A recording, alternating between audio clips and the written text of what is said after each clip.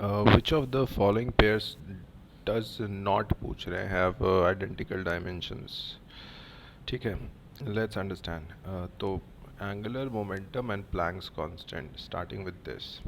ठीक है, तो पहले दोनों का हम डायमेंशनल फॉर्मूला देख लेते हैं ना.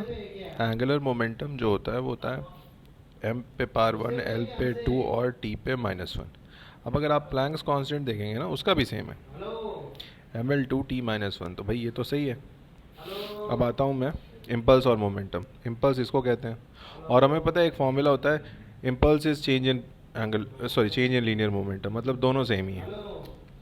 इम्पल्स भी मास वेलोसिटी, ये भी मास इनटू वेलोसिटी होता है. Both are M L T -1. ये भी सेम है.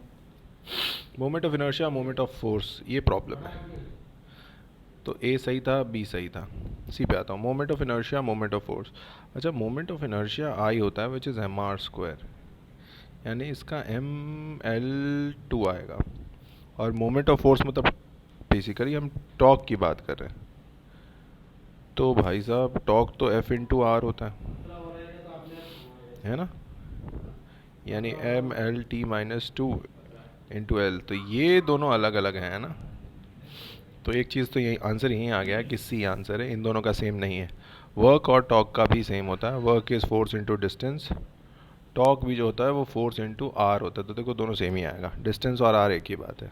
तो the correct answer to the question is C.